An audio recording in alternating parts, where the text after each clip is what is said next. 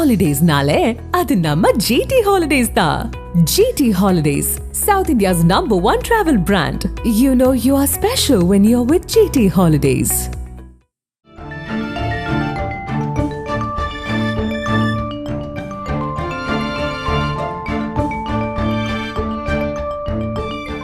உங்கள் ஜீரண கோளாறுகளுக்கும் வயிற்றெரிச்சலுக்கும் சரியான ஒரு தீர்வு.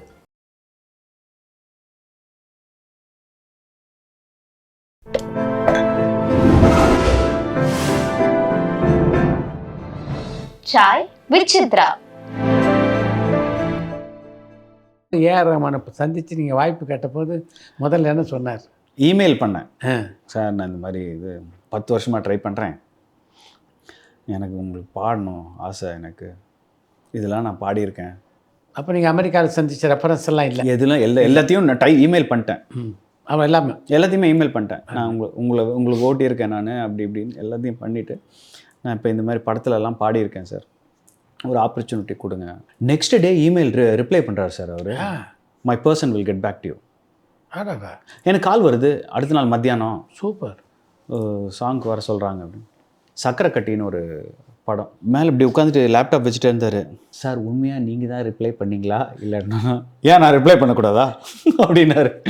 இல்லை எனக்கு தெரியாது, அவ்வளோ பெரிய ஆள், நான் உட்காந்து எல்லா மெயிலுக்குமா நீங்கள் ரிப்ளை பண்ணிகிட்டு இருப்பீங்கன்னு நினச்சிட்டு ஒரு கேட்டேன். நான் தான் ரிப்ளை பண்ணேன். நீ இந்த சாங்ஸ் ரெஃபரன்ஸில் அமிச்சல, நீ தான் அமிச்ச அப்படின்னாரு. ஆமாம் சார் அப்படின்னு. போயிட்டு நைட்டு வந்துரு, நைட் வில் ரெக்கார்ட் அப்படின்னு சொல்லிட்டு ரெக்கார்ட் பண்ணாங்க. ஏலேன்னு ஒரு சாங்கு. நேரம் வந்துடுச்சு உலகம் காத்திருக்கு வாரே, ஹிந்தி ஒன்று ரெக்கார்ட் பண்ணோம். அது வந்து சிவாஜி படத்துலேருந்து பூம்பாவா ஆம்பல் ஆம்பல் அந்த பாட்டோட ஹிந்தி வெர்ஷன் அதை நான் பாடினேன். It's another beautiful soul. Rahman sir another beautiful. Because எனக்கு ராஜா சார் எவ்வளோதான் பிடிச்சாலும் அந்த ட்ரெண்டு ஒரு அந்த சவுண்டிங்லாம் மாற்றி நம்மளுக்கு இந்த வாக்மேனுக்கெல்லாம் வந்து ஒரு அது ஒரு பேஸ் தனியாக கேட்கும். அது எல்லாமே கொடுத்து அந்த சவுண்டிங் கொடுத்தது ரஹ்மான் சார் தான். அவரெல்லாம் அப்படியே தெய்வம் மாதிரி வணங்கிட்டு. எம்எஸ்வி எப்போ முதல்ல சந்திச்சிங்க? இந்தியாவில் தான். அது எனக்கு அவர் அவ்வளோலாம் தெரியாது. பட் ஆனால் அவர் மேலே பைத்தியம். இந்த வே ஹி கம்போசஸ். எனக்கு அந்த ஆப்பர்ச்சுனிட்டிலாம் கிடைக்கல, அவர்கிட்ட ஒர்க் பண்ணுங்கிற ஆப்பர்ச்சுனிட்டி எனக்கு கிடைக்கல. பட் ஆனால் ரொம்ப வருஷத்துக்கு அப்புறம் ஃபஸ்ட்டு ரிஹர்சலுக்கு போகிறோம். ஒரே ஒரு சாங் தான் பாடினேன். லிஸ்ட்டு எடுத்துகிட்டு வந்துட்டே இருந்தார். அடுத்தது யாருப்பா புது சிங்கரா? கிரிஷ். யாருப்பா அது அப்படின்னாரு. அங்கிள் நான் தான் அப்படின்னு என்ன உட்காரு அப்படின்னாரு. உட்காந்து என்ன மௌனமே பார்வையால் ஒரு பாட்டு இதுதான் நான் பாடினேன். ஷின்யா மாதிரி பாடுறிய, அண்ணா good good good good good அப்படின்னு. ஓகே, அவர் டைம்லி பயங்கர ப்ரெசன்ஸ் ஆஃப் மைண்டுன்னுவாங்களே சார், அவரை மாதிரி ஒரு காமெடி ஜோக் அடிக்கிறவர் நான் பார்த்ததே கிடையாது. ஏதாவது ஒன்று இது பண்ணு.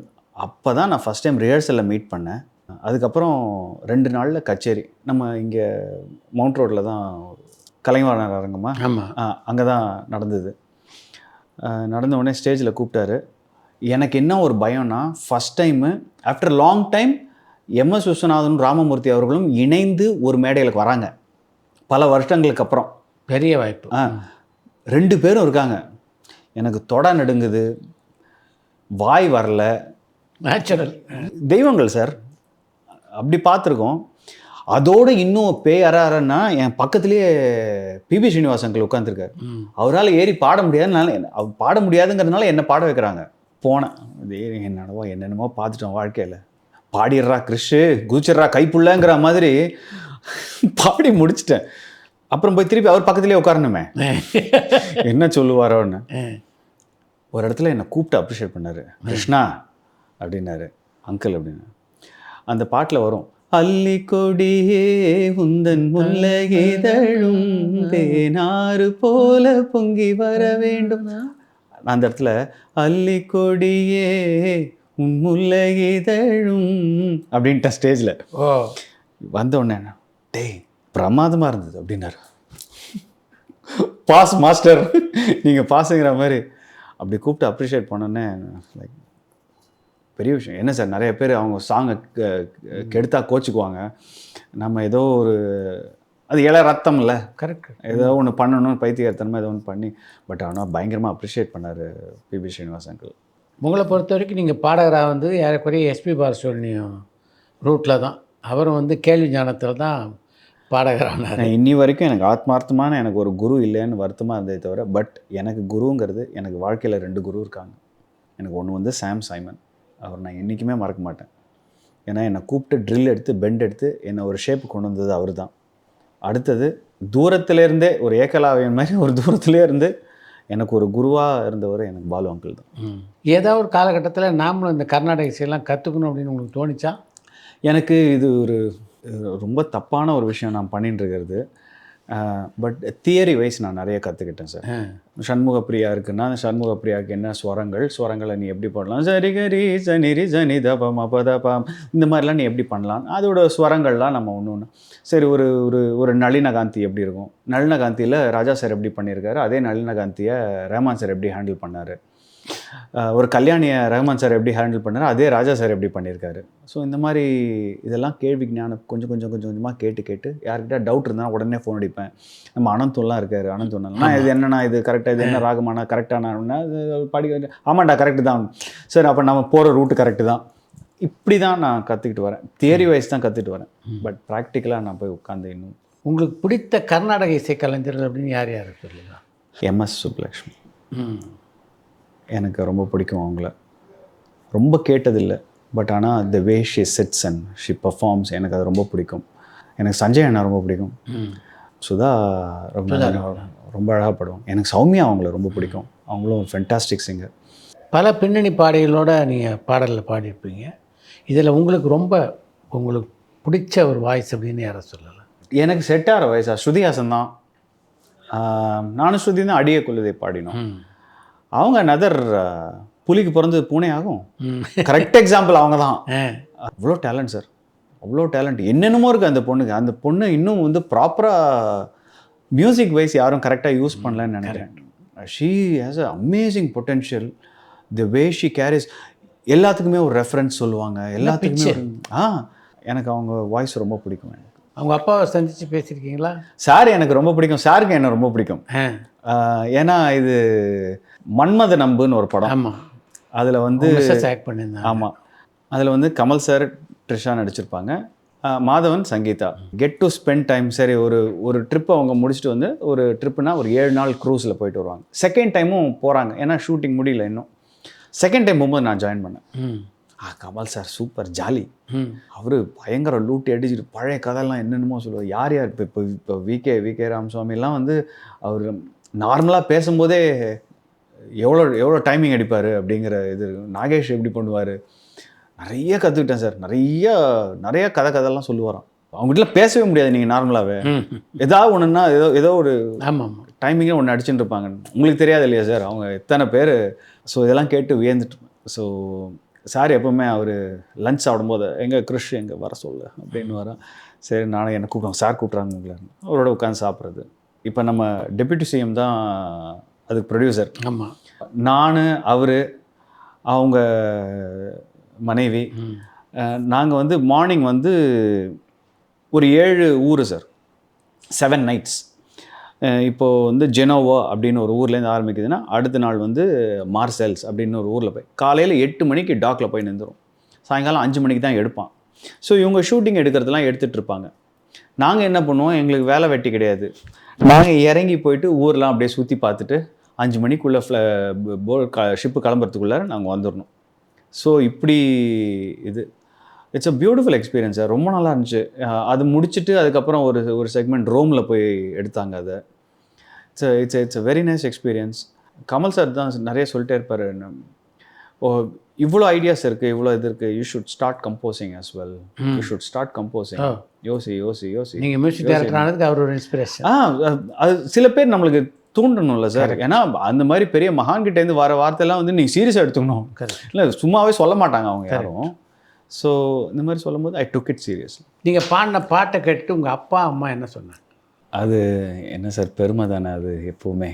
இப்போ நம்ம வீட்டிலே நம்ம குழந்தைங்க எது பண்ணாலும் அது பெருமையான ஒரு விஷயந்தான் இருக்கும். நல்லா பாடுறா நல்லா பாடலை அப்படிங்கிறது வந்து நம்ம பார்க்க மாட்டோம். ஆஸ் அ பெற்றோர்களாக நம்ம பார்க்க மாட்டோம். எது பண்ணாலும் என் குழந்தை நல்லா தான்டா பண்ணியிருக்கு அப்படிங்கிற ஒரு இது. ஸோ அம்மாவுக்கு எப்பவுமே ரொம்ப பெருமை. அப்பா ரொம்ப காட்ட மாட்டார், பட் அம்மா வந்து ஆல்வேஸ் வெரி வெரி ப்ரவுட். ரொம்ப பெருமையாக மார்பு தட்டிப்பாங்க, என் பையன் அப்படிங்கிற. அவங்க எல்லாருக்குமே வந்து இந்த பாட்டு நல்லா இருந்துச்சு, பாடினேன், கேட்டேன், ரொம்ப நல்லா இருந்ததுடா, நல்லா இருந்தது, அவ்வளோதான் மேக்ஸிமம். பட் ஆனால் அவங்க வெளியே போய் பேசுகிறது நம்மளுக்கு கேட்க தெரியாது, நம்மக்கிட்ட சொல்ல மாட்டாங்க. ஸோ கண்டிப்பாக வெரி ப்ரவுட். உங்களுடைய முதல் ஸ்டேஜ் ஷோ எது? நியூயார்க் தமிழ் சங்கம். அதுதான் ஃபஸ்ட்டு. நான் காலேஜ் படிச்சுட்ருக்கேன் இப்போது. அதுதான் ஃபஸ்ட்டு ஷோ. அது வந்து நாங்கள் யூத் கவுன்சில் கமிட்டியில் இருக்கும்போது வந்து நாங்கள்லாம் வாலண்டியர்ஸ். இப்போ வந்து ஒரு டெம்பிளில் ஒரு வாலண்டியராக இருக்கோம், இல்லை ஒரு தமிழ் சங்கத்தில் ஒரு வாலண்டியராக இருக்கோம் அப்படின்னு. ஒவ்வொருத்தரும் ஒரு டேலண்ட் அப்படி காமிச்சிட்டு போகிறது அப்போது. ஸோ எனக்கு வந்து இதுதான் நான் பாடின ஃபஸ்ட்டு சாங் ஸ்டேஜில். பச்சை மலை பூ நீ உச்சி மலை தேனு, இதுதான் ஃபஸ்ட்டு பாடினேன் நான். வாழ்க்கை பாட்டை வந்து பிள்ளையார் சொல்லி போட்டது நியூயார்க் தமிழ் சங்கம். அருமை. அப்பா வந்து ரொம்ப எங்களுக்கு எங்கள் வீட்லேயே தமிழ் பற்று மேலே ரொம்ப அதிகம் சார். ஏன்னா அப்பா தமிழ் சங்கம்லாம் வந்து பேசுவாங்க, பட்டிமன்றம்லாம் நடக்கும் அங்கே. பட்டிமன்றத்தில் அப்பா பேச்சாளர். பேங்க்கை தவிர பார்ட் டைமில் எங்களுக்கு அங்கே இந்தியன் கம்யூனிட்டி கம்மி தானே சார், இப்போ நிறைய ஆகிட்டாங்க. அப்போது ரொம்ப கம்மியாக இருந்து அப்பா இந்த மாதிரி இதெல்லாம் சின்ன வயசில் கலைஞர் பேசும்போதெல்லாம் அப்பா ஸ்டேஜுக்கெலாம் கூப்பிட்டு போவார்.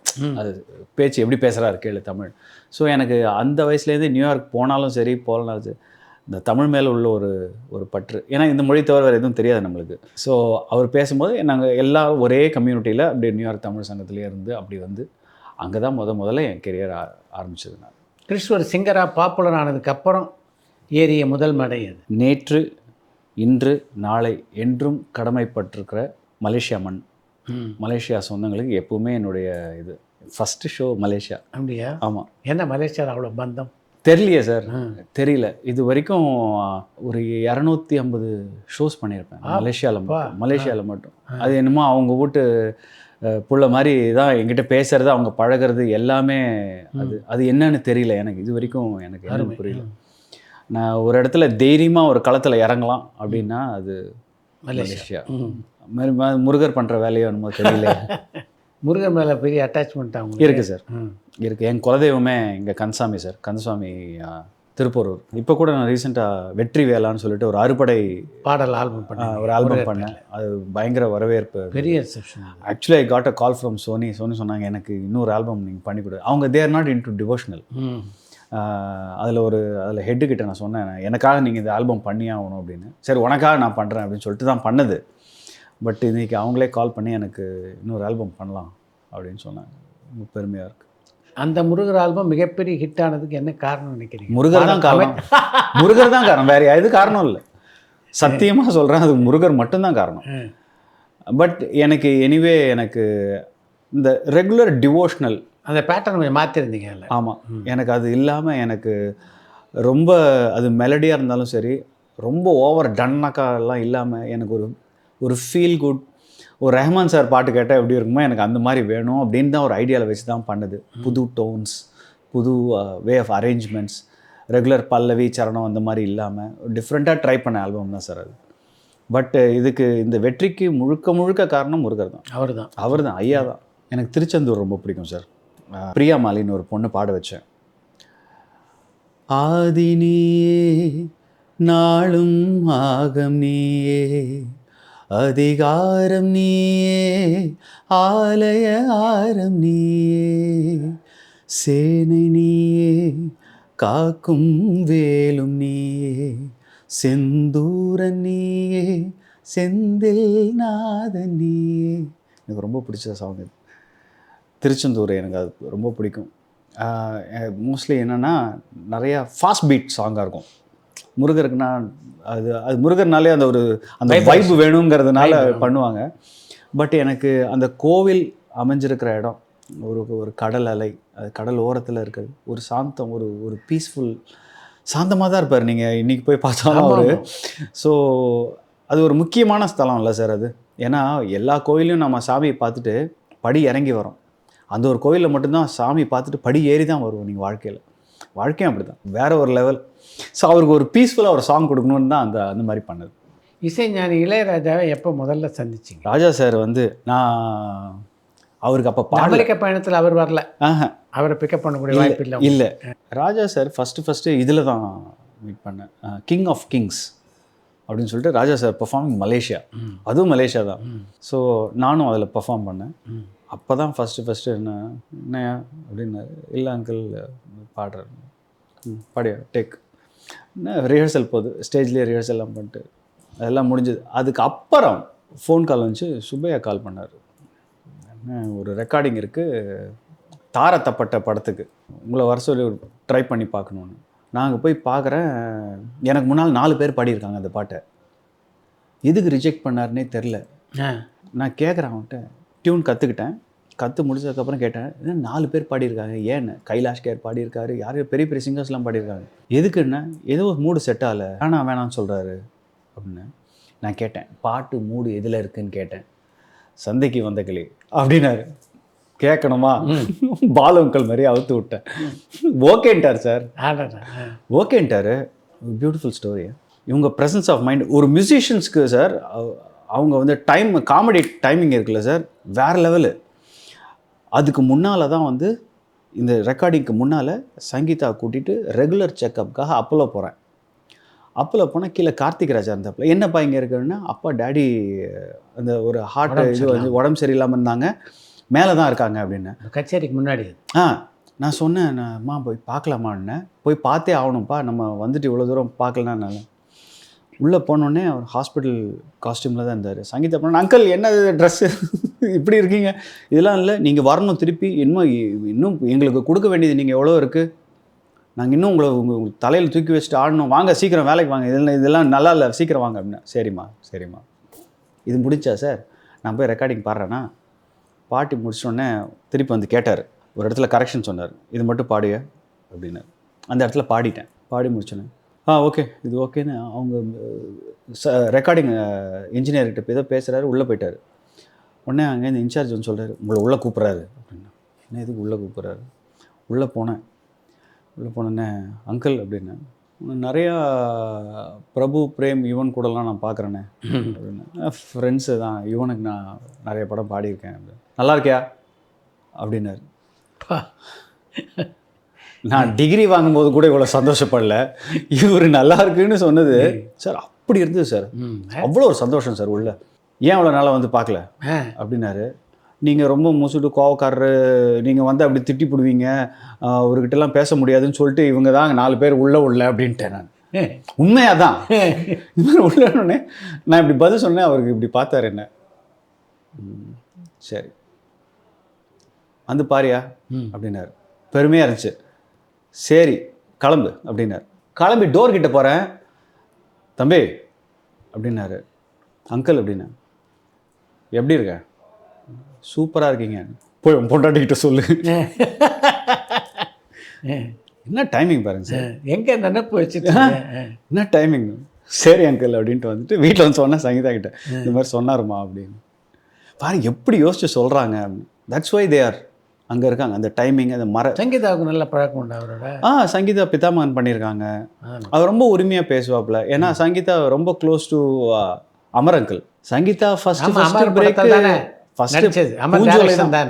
பூஞ்சோலை தான் ஃபர்ஸ்ட் சங்கீதா நடிச்சது. Venkat Prabhu hero, Sangeetha heroine. Raja sir தான் மியூசிக் அதுக்கு. ஸோ இதெல்லாம் இன்னும் ரொம்ப நாள் பழக்கம். பார்த்தா நல்லா பேசுவாங்க. சங்கீதா பார்த்தா நல்லா பேசுவாங்க. சங்கீதாவை பொறுத்த வரைக்கும் உங்களை முதலாக சந்தித்த போது உங்கள் மேலே காதல் வசப்பட்டதாக பல பத்திரிகை பேட்டியில் சொல்லியிருக்காங்க. எனக்கு அதெல்லாம் லவ்லாம் வரல, சீரியஸாக லவ்லாம் வரல. அவார்ட் ஃபங்க்ஷனில் தான் மீட் பண்ணோம். அவள் தான் அவார்ட் கொடுத்தா. ஏன்னா அதுக்கு முன்னால் வரைக்கும் சங்கீதா தெரியும். ஏன்னா நம்ம பிதாமகன்லாம் அமெரிக்காவில் போய் பார்த்தோம், அடிச்சு புடிச்சுலாம் போய் பார்த்தோம் நாங்கள். சங்கீதாவுக்கு முன்னாடி உங்களை யாராவது காதலிச்சவங்க? சார் நிறைய பேர் சார், லிஸ்ட் சொல்லுங்க, அதானே முக்கியம். ஒரு 100 கணக்கில் போகும் சார், நிறையா இருக்கு. பெரிய பட்டியல். பெரிய பட்டியல் சார்.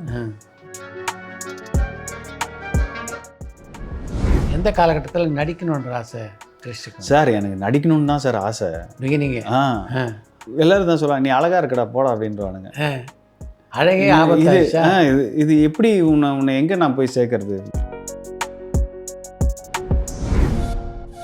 சுவாரஸ்யமான சினிமா செய்திகள், நட்சத்திரங்களின் பேட்டிகள், சினிமா வரலாறு ஆகியவற்றை பார்க்கவும் படிக்கவும் உங்களுக்கான இணையதளம் tourantalkies.co.